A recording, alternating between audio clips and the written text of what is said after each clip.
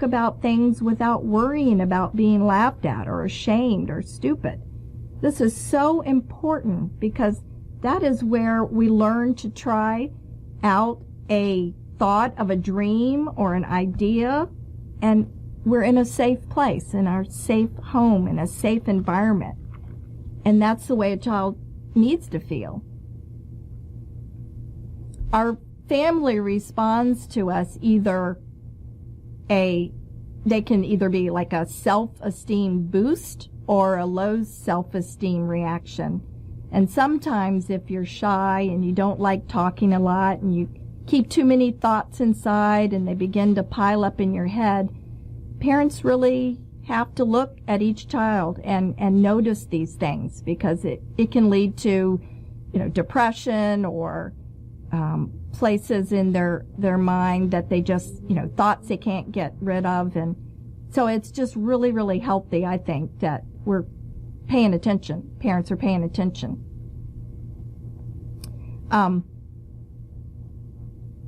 Sometimes life just gets really busy. And as parents, we have a tendency not to listen when our kids have something to say. I remember this myself, just sometimes hearing them talk, and I'm so busy with trying to get something done, and you kind of miss what they said. But I remember being in the car going to a lot of different sports events or activities, and that just seemed like the best time to have family discussions, and no one can escape. We're all there together. So learning to have respect for each other's feelings and in a home is crucial. I was just sharing with my daughter the other day that children have to feel important in their parents' eyes, and they want to feel like mom and dad will do anything for them, and that they're their top priority. And if they feel like everyone else outside the family comes first and they get the leftovers, it causes them not to feel cared about. If they see themselves at the bottom of a list, they begin to lose respect. What I mean by the bottom of a list is just kind of, well, now mom and dad have time for me, so I guess I'll spend some time. But, they lose respect for their parents when they see that they're not number one. And believe me, they will find ways to get attention, and it may not be the best choice. But parents, can stay consistent and fair, and the children learn not to keep asking over and over the same question, and that helps them understand each other.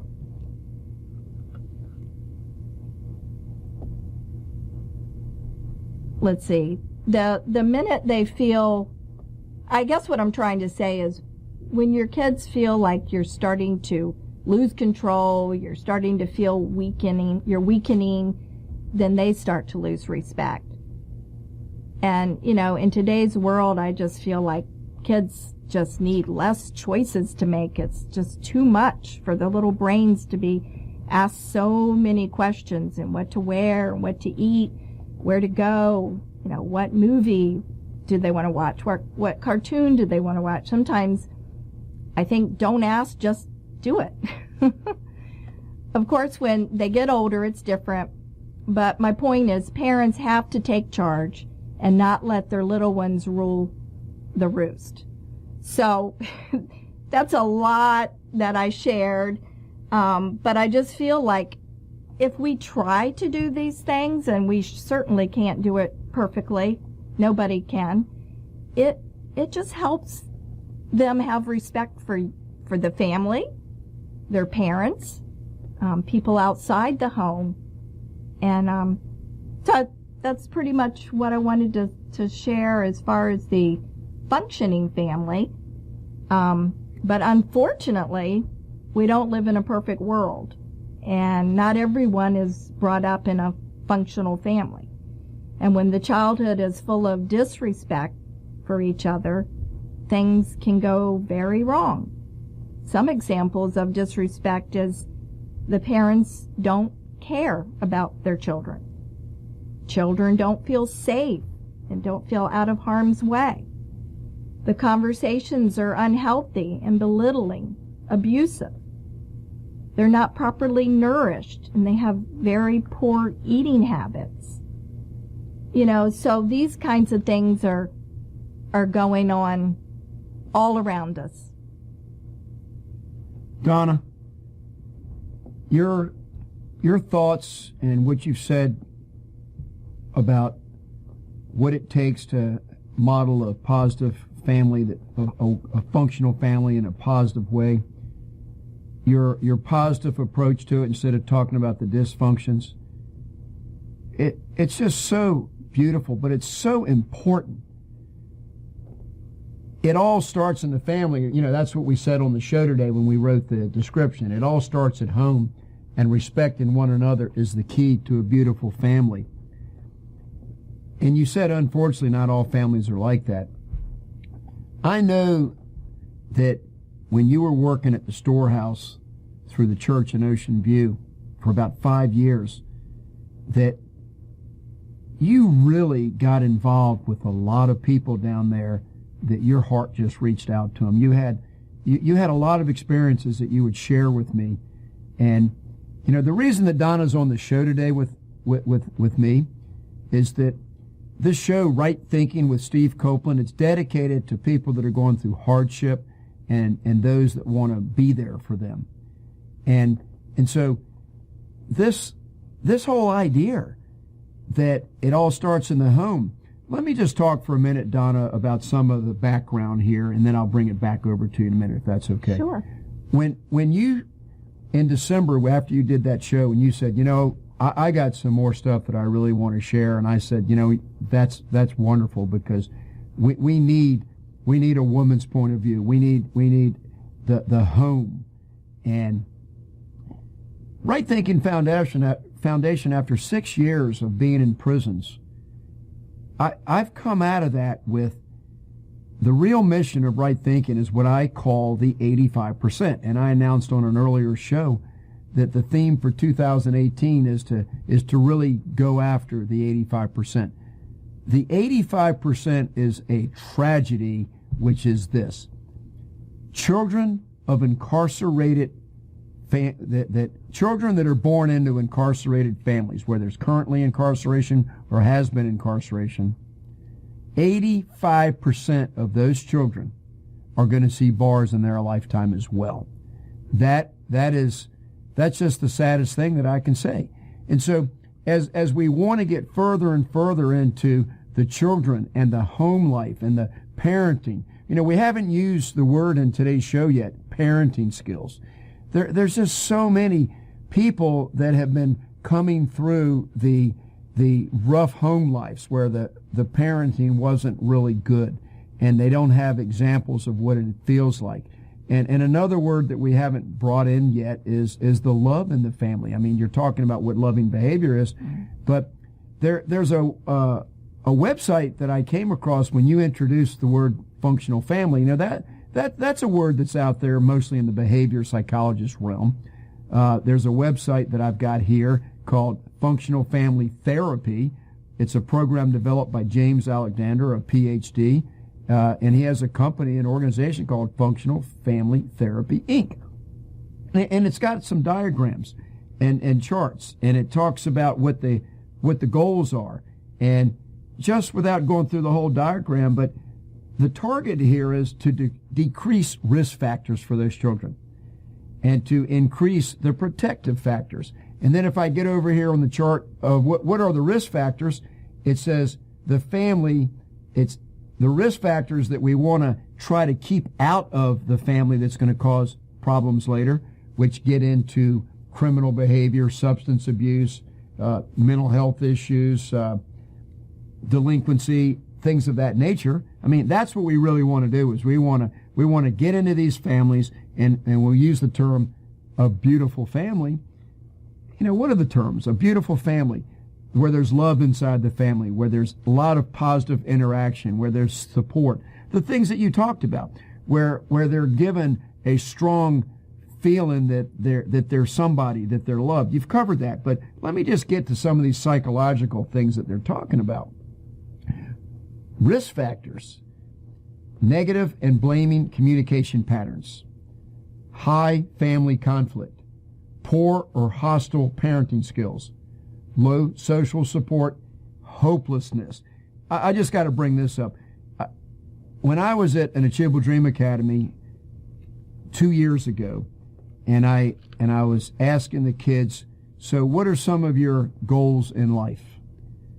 I will never forget the thing that touched my heart the most, the reason that you and I are sitting here right now, because we want to take our own lives, our life experiences, the lessons that we've learned, whatever wisdom that we have, and pass it on to other people so that they can have a better life. That's really what it comes down to, it's a term, a better life. But this one child, other kids were saying things like, oh, what are some of your goals in life? Oh, I'd like to be an NFL football player. I think 3 of the kids in the class want to be professional football players and whatever, have a big house, have a car, have a good job, things like that, the normal things. But this one child said, less violence in my home. Mm-hmm. It made me almost want to cry right then and there, because this is what's going on. So these negative risk factors, it causes poor peer relationships, association with negative peers. They start going the wrong way. The love they're not getting at home, the sense of a belonging to something. They go outside. That's kind of where all this gang activity stems from, is they're not getting something they really needed. They don't belong to something that's positive at home. Mm-hmm. And so the protective factors, now this is what you wanted to do. You really didn't want to go into the negative things, but I'm putting them out there just because that's what this is all about, is to give the positive into these families. We want to see positive parenting, supportive communication patterns, family cohesiveness and bonding, positive peer relationships, positive school-family relationship, in the community, positive family-community relationships. These are the things that we want to see take place in homes. So let me just say this, Donna.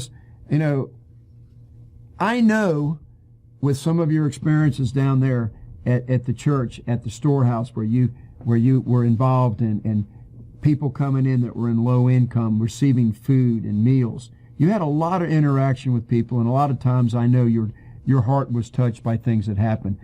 Is there anything that you want to share with us that goes back to the work that you did in that environment? Well, sure. Like you said, I worked down there for about 5 years in the Ocean View area, and it's a very poor community. If some of you don't know where the Ocean View is, it's a very poor community, and I was part of a volunteer helper to the storehouse food pantry. The church down there opened a storehouse to feed the community. But it was more than just food. We spent time with the people. We prayed with the people. We got to know them. What my volunteer job is to get the lines of people checked in so they could receive their groceries for the week. And some were homeless, but most were just very needy. Some couldn't feed their children. Some were laid off from their jobs. Some needed help just for a little while, just so they could get back on their feet. But most were unable to work because of health problems, no insurance, and then mental illness and a lot of addictions to drugs and a lot of alcohol problems. So these situations were just overwhelming, and they still are overwhelming. Some of the situations people were in, I can't even describe. There's some of the stories were something that I couldn't even imagine what would go on in a family.